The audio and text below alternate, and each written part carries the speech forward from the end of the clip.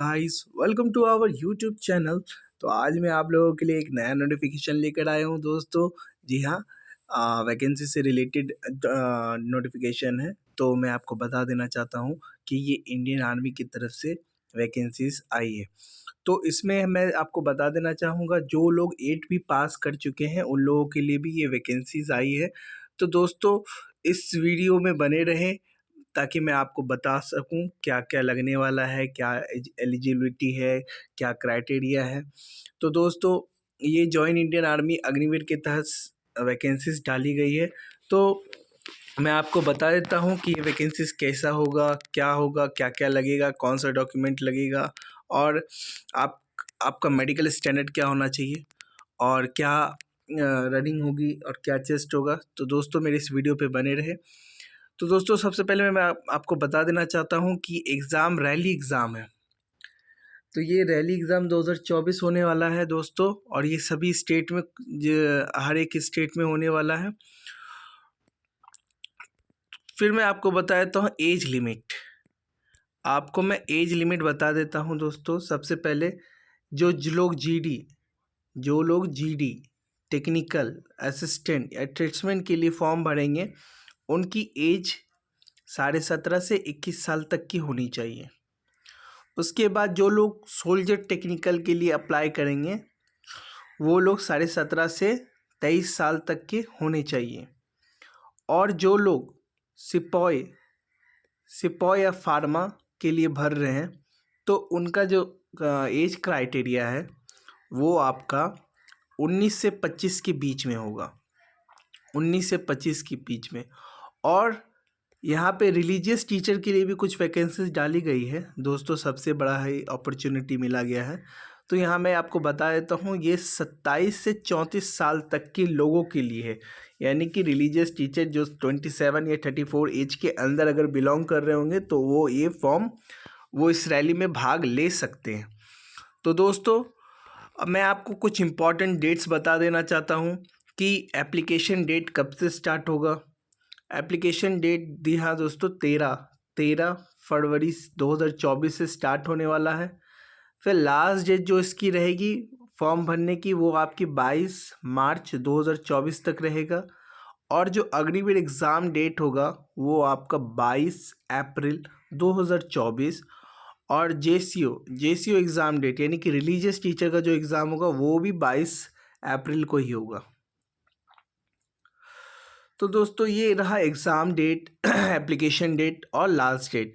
अब मैं आपको बताने जा रहा हूँ फ़ी, यानी कि फॉर्म भरने का फ़ी क्या लगेगा। मैं बता देता हूँ कि जनरल, ओबीसी और ईडब्ल्यूएस कैटेगरी वाले लोगों को 250 रुपये देने होंगे फॉर्म फिल करने के लिए। 250 रुपीज़ लग रहे हैं एप्लीकेशन फ़ी जनरल, ओबीसी और ईडब्ल्यूएस के। और यहाँ पे एक नया चीज़ है, एससी और एसटी को भी 250 रुपये देने होंगे फॉर्म फिल करने के लिए। पहले ये फॉर्म दोस्तों आप भर ले जल्दी से, और उसके बाद फिर आगे का प्रोसेस आप देखते रहें।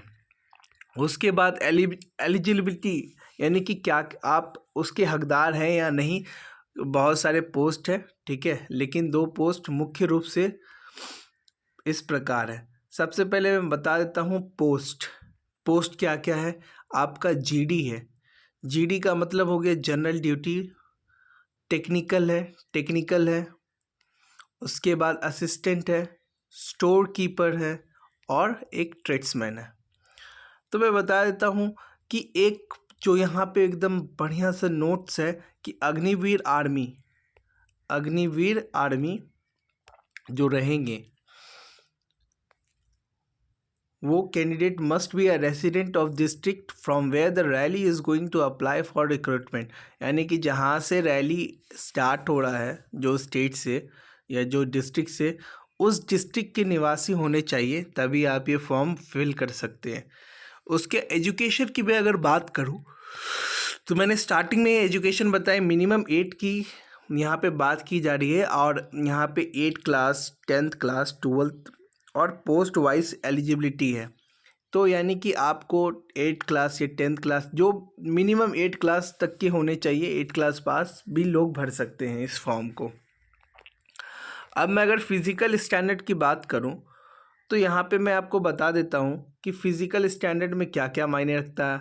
अगर मैं हाइट की बात करूँ तो हाइट आपका 162 सेंटीमीटर होना चाहिए। वो किसके लिए होना चाहिए? वो अग्निवीर ऑफिस असिस्टेंट और स्टोर कीपर के लिए 162 सेंटीमीटर मिनिमम हाइट होना चाहिए।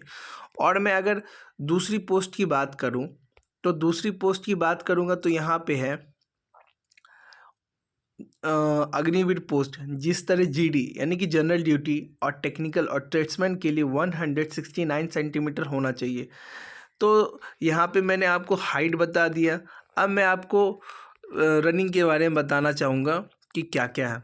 तो आपको आपका रनिंग कम से कम होना चाहिए 1.6 किलोमीटर 5.5 मिनट में। 5.5 मिनट में आपको तय कर लेना है, जिसके लिए आपको 60 मार्क्स मिला जाएगा।